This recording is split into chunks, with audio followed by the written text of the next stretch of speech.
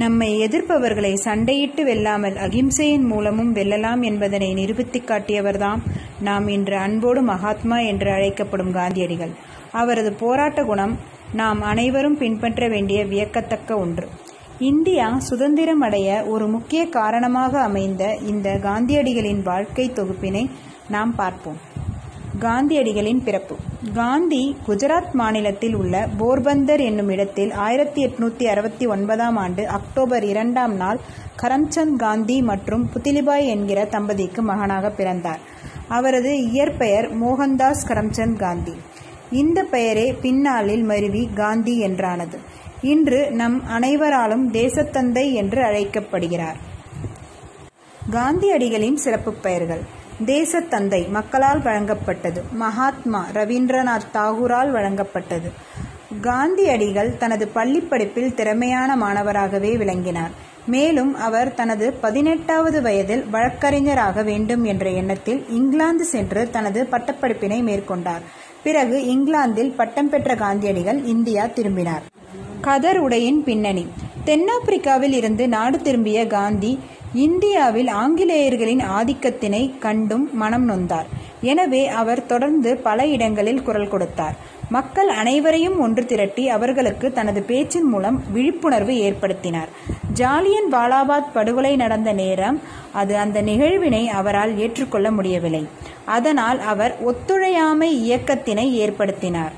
அந்த இயக்கத்தின் கொள்கை எளிதே, அதாவது ஆங்கிலேயர்களுக்கு எதிராக கல்லூரிக்கு மாணவர்கள் செல்லாமல், நீதிமன்றத்திற்கு வழக்கறிஞர்கள் செல்லாமல் இருப்பது மற்றும் அந்நிய நாட்டு பொருட்கள் மற்றும் உடை என்று அனைத்தையும் தவிர்ப்பது போன்றவைதான் அந்த இயக்கத்தின் கொள்கை. அந்த இயக்கமானது சிறிது காலம் மட்டுமே இருந்தது. அப்போதிருந்து காந்தி கதர் ஆடையினை உடுத்தத் தொடங்கினார். தண்டி யாத்திரை. காந்தியடிகள் நடத்திய பல அறவழி போராட்டங்களில் உப்பு சத்தியாகிரகம் மிகுந்த சிறப்பினை பெற்ற ஒரு போராட்டமாகும். 1930ஆம் ஆண்டு ஆங்கிலேய அரசு இந்தியாவில் இந்தியர்கள் தயாரிக்கும் உப்பிற்கு வரியினை கட்டச் சொன்னது.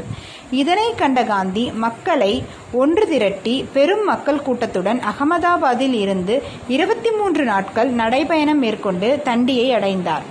அங்கு அகிம்சை வழியில் தனது போராட்டத்தினை அவர் நடத்த துவங்கினார். இதனால் ஆங்கிலேயர்களால் பலர் சிறை சென்றனர். ஆனால் மக்களின் கூட்டம் குறையவில்லை. போராட்டத்தின் தீவிரம் உச்சத்தினை அடைந்தது. இதனை கண்டு ஆங்கிலேய அரசாங்கம் மிரண்டது. உடனே போராட்டத்தின் தீவிரத்தினை உணர்ந்த ஆங்கிலேய அரசு காந்தியடிகளுடன் பேச்சுவார்த்தை நடத்த முன்வந்தது. அந்த பேச்சுவார்த்தையில் போராட்டத்தினை நிறுத்திக் கொள்ளுங்கள், நாங்கள் வரியினை வாங்காமல் எங்களது சட்டத்தினை திரும்ப பெற்றுக் கொள்கிறோம் என்று கூறி போராட்டத்தினை நிறுத்துமாறு காந்தியடிகளிடம் கூறினர். ஆங்கிலேயர்கள் உப்பிற்கான வரி சட்டத்தினை தவிர்ப்பதாக கூறியதால் அவரும் போராட்டத்தினை கைவிட்டார். பின்பு ஆங்கிலேயர்கள் வரியினை நீக்கினர். இந்த போராட்டமானது இந்திய சுதந்திர போராட்டத்தின் மிக பெரும் திருப்பு முனையாக அமைந்தது. வெள்ளையனே வெளியேறு இயக்கம். சுதந்திர போராட்டத்தின் உச்சம்தான் இந்த ஆகஸ்ட் புரட்சி என்றழைக்கப்படும் வெள்ளையனே வெளியேறு இயக்கம். 1942ஆம் ஆண்டு ஆகஸ்ட் 8ஆம் தேதி இந்த இயக்கம் துவக்கப்பட்டது. இந்த இயக்கத்தின் மூலம் நாடு முழுவதும் ஆங்கிலேயர்களுக்கு எதிரான தனது அகிம்சை போராட்டத்தினை காந்தி முன்னின்று நடத்தினார்.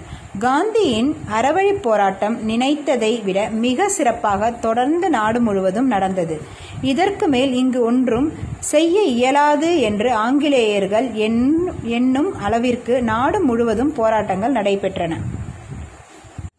அதனைத் தொடர்ந்து இந்தியாவிற்கு ஆகஸ்ட் 15, 1947ஆம் ஆண்டு இந்தியாவிற்கு சுதந்திரம் கிடைத்தது. சுதந்திரம் கிடைத்த அந்த தருணம் காந்தியடிகளின் வாழ்க்கையில் மறக்க முடியாத ஒரு நாளாக மாறியது. காந்தி அடிகளின் நினைவு சின்னங்கள். காந்தி மணிமண்டபம். சென்னை கிண்டியில் காந்திக்காக தமிழக அரசு ஒரு மணி மண்டபத்தினை அமைத்து அதனை பராமரித்து வருகிறது.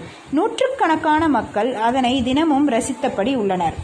காந்தி அருங்காட்சியகம். மதுரையில் காந்தியின் நினைவாக ஒரு அருங்காட்சியகம் அமைக்கப்பட்டு பொதுமக்களின் பார்வைக்காக உள்ளது. காந்தி சிலை. முக்கடலும் கூடும் குமரிக்கரையில் காந்தியின் மார்பளவு சிலை அமைக்கப்பட்டுள்ளது.